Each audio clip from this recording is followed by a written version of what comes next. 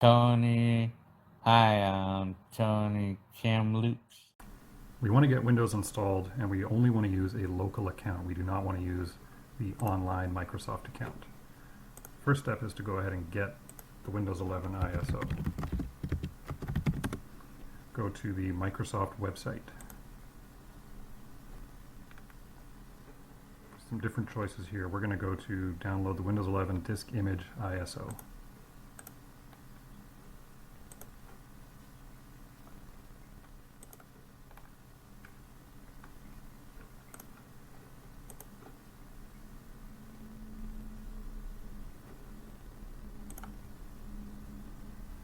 And download has begun.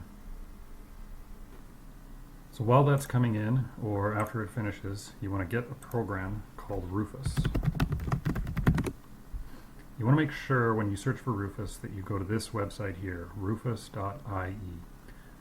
Oftentimes malicious advertisements can appear and they might try to impersonate the actual Rufus website, so just double check that this website here is where you're going to.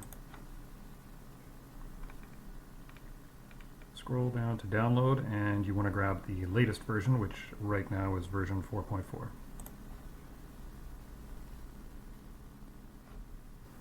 Once that's complete, you want to go to your downloads folder or wherever it is that you downloaded Rufus to, and go ahead and install it, or just double click on it. It's kind of a standalone installer. So at this point we can plug in our flash drive.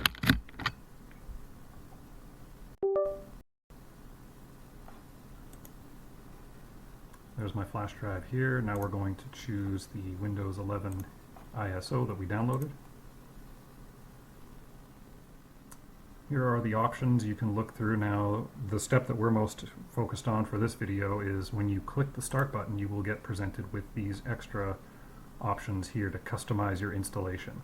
You can create a local account, right? This is what we want to do. We don't want to use the online Microsoft account requirement. So make sure that you've got this checked and this checked.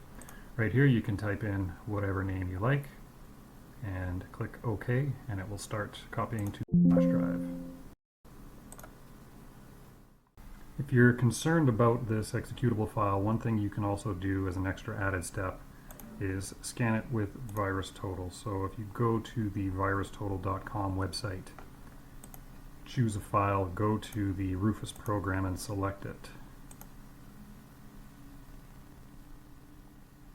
This will check it for viruses and that kind of thing, so just kind of an extra step if you want to take that sort of precaution.